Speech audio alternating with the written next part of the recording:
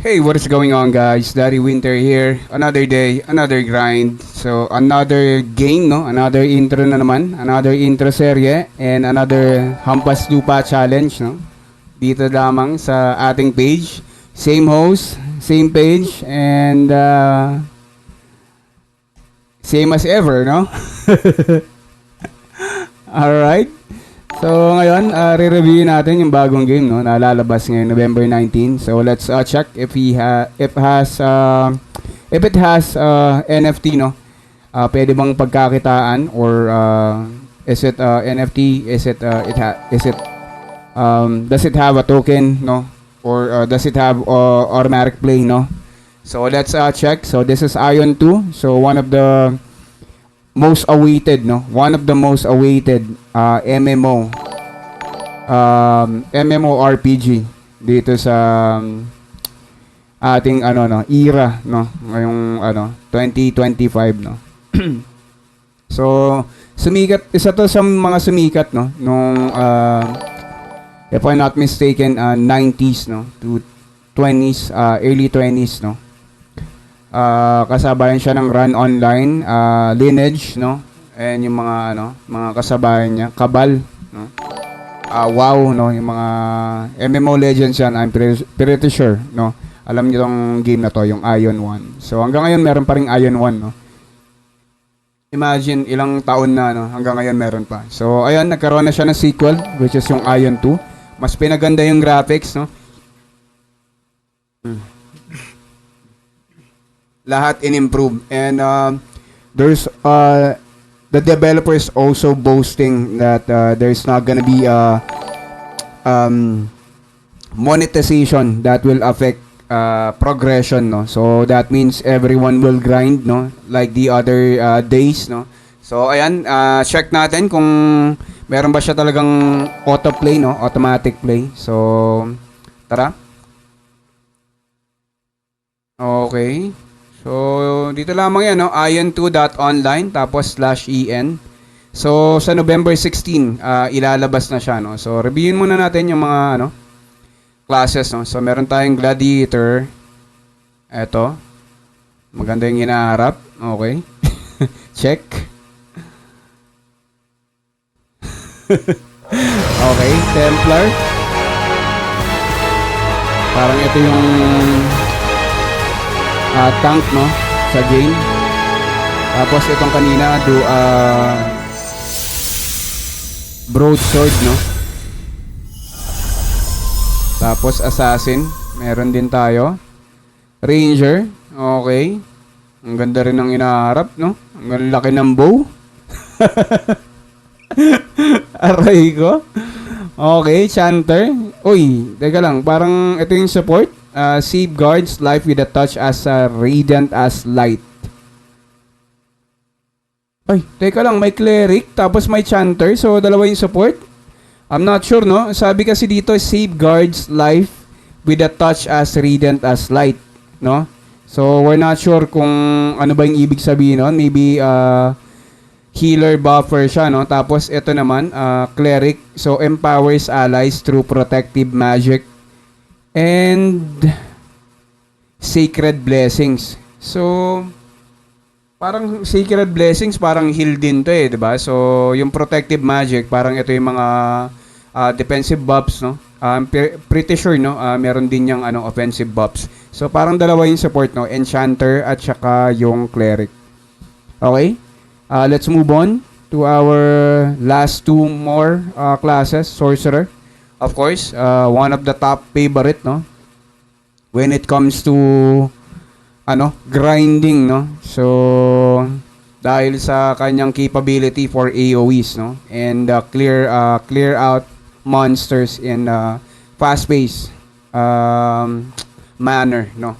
So Spirit Master commands the elements to dominate and shape the course of battle. So parang Spirit Master, para siyang druid, no, sa tawag dito sa Diablo, no. So Spirit Master, so from the word spirit, so he'll be using spirit to to enter battlefield. Okay? So, ayun, yung 8 classes natin, 2, 4, 6, 8. Tama tayo galing natin magbilang, guys. Walo, no? Ang ganda, mga bossing. Parang excited na ako laruin, ah. So, sa 19, no? Hindi na natin kailangan ng VPN dito, guys, no? So, direct na download na siya. So, maglalagay ako ng ang instruction, na magpo-post tayo ng instruction how to download, no? Without using VPN, no?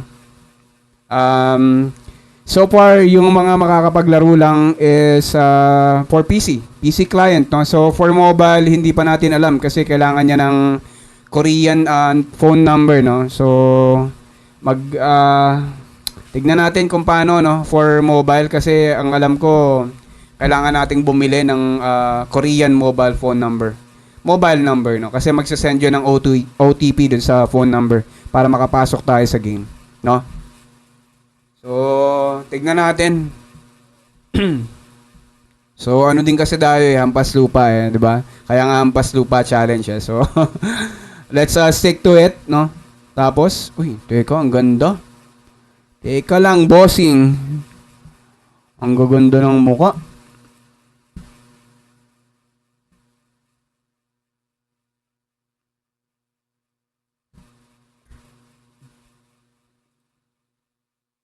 Okay. Ang ganda ng character creation. Ang ganda ng bossing ng backdoor. Ang ganda ng backdoor. Okay. Ang ganda bossing. Ayun.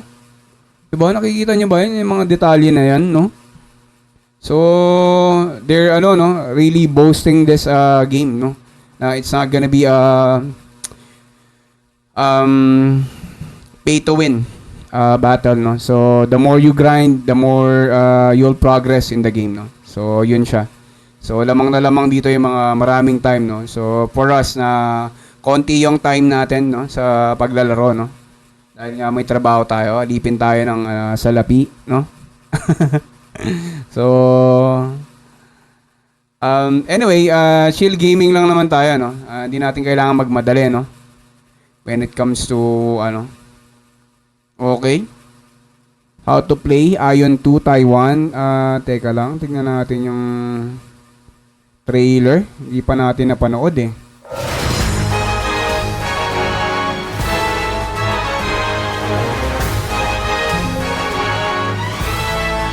Bossing, lumalangoy sa tubig. Boss. Nakita niyo ba yun? Ang ganda. Okay, panoorin natin yung recent trailer nila, no? Ganda ng character. Actually, in-game and gameplay footage, work in progress. Hindi ko lang, bossing. Hindi ko lang.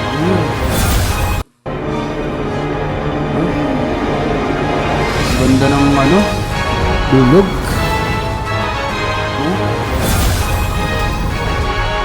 Ganda ng wings. Ay nako. Sanay tayo sa Raven 2 no?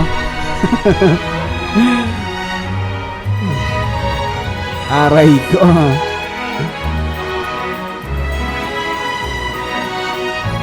Ang ganda, boss.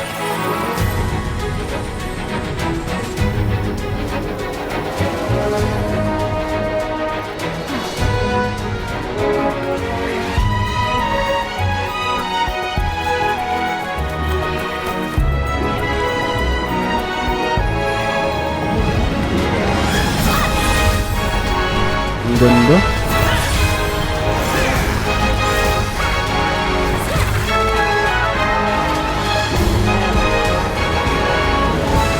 Ganda rin ng mga mounts, tapos pwedeng lumipad. Bossing, ilang gig kaya ito sa Ilang gig kaya ito sa PC? Ang ganda. Partida, 480 pa lang yan. Doon tayo sa 720 para 60 FPS, di ba? Saka natin i-full screen.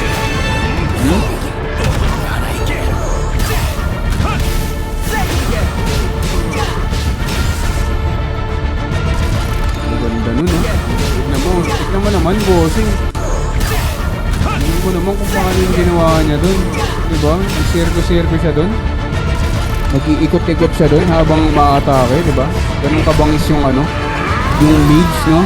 Yung mage na alam natin hindi, ano, agile, diba? So, ang alam lang nating agile, assassin at saka ranger, no? May range din yung ano, range attack din yung Templar, no? Ayun, no? Diba?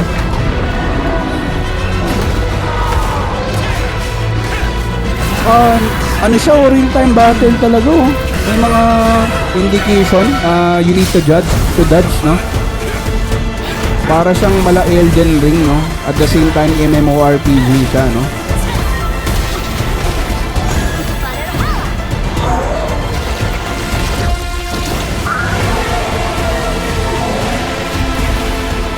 Ganda.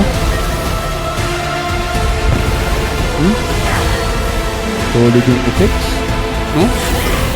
Para siyang Wuthering Waves slash Genshin Impact slash Tower of Fantasy slash ano, no? Chrono Odyssey, no?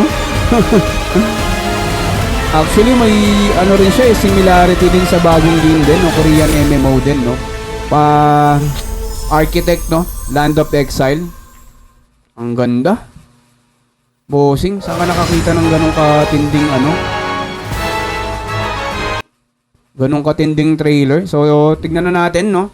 Ayon to PC specs. Okay. Ayun, no? Pasok tayo, bossing, oh. The minimum PC requirements for Ion 2 are 64-bit Windows 10 or 11. Okay? So, i5, Intel Core i5 10th Gen, no? Or AMD Ryzen 3. Siguro naman, bossing, wala na naka-Ryzen 3 sa inyo. Baka naman, di ba, nakapag-upgrade na kayo ng Ryzen 5 or Ryzen 7, no? Tapos, NVIDIA GTX na 1660, no? So, ayan, 6 gig lang. So, that's a minimum requirement. And, of course, yung recommended nila, no? 32 gig of RAM and 3060 Ti, no, na 8 gig. So, that will handle higher settings. So yung minimum requirements, no, pwede na yun sa medium to low graphics, no. So, i-prioritize na lang natin or i-balance na lang natin yung graphics between graphics and quality, no. Between quality graphics and gameplay, no. So, ayan, i-calibrate na lang natin yan kapag nandun na tayo sa game, no. So, ayun, and let's also see, no, if Ion 2 has NFT, no. Ito, yung mga gusto ng mga 2K per day, no. Okay, there is no evidence of NFTs in the Ion 2 game current design, okay. Pero yung monetization niya, guys, no, more on Battle Pass. So, wala talaga siyang ano. And dun sa Battle Pass, pwede tayong magbenta ng in-game, no, sa mga players din. So, there's a private trading, no. So, katulad dati, no, yung mga naglaro ng MMO dati dyan, no, na katulad ng Ragnarok, no. So, ayan. So, we can still use, grind, no, sa mga 2K per day dyan. Alam yung sinasabi ko, no. So, pwede tayo magbenta in-game through private trading, no. So, player-to-player trade, yung sinasabi ko. Alright? So, ayan, wala siyang NFT, pero pwede tayong kumita via RMT. Okay? RMT, it's real money trading. Okay? Gets? In exchange of in-game item. Alright? Gets? Okay. Let's move on. Autoplay naman. Autoplay. Okay, so yun na nga, no, na-confirm na natin kanina, no, there's gonna be no automatic play. Okay, so hindi siya fully automatic, so ang magiging automatic lang niya is, okay, Ion 2 will not have full autoplay, but it is developing combat assistance features to help with mobile play. So, more on mobile play yung autoplay niya, no. So, ibig sabihin sa PC, fully um, fully manual, no? Yung maneuver ng game. So, ayan. So, siguro yung auto play doon, yung auto attack, no? So, ayan. There is also auto teleportation for quest. So, ayan. So, pwede tayo mag-quest auto, no? So, doon tayo pwedeng AFK while developing. Di natin sure kung tuloy-tuloy ba yung quest or pupunta lang siya doon, di ba? So, we're not sure. So, baka kailangan para natin pindutin, di ba? So, katulad ng sa mga ibang MMOs dyan, no? Katulad ng Guild Wars, katulad ng WoW, no? Sa mga naglaro dyan. So, automatic yung pagpunta dun sa quest, pero kailangan pa rin natin pindutin manually. Alright? So, kailangan pa rin ng constant attention.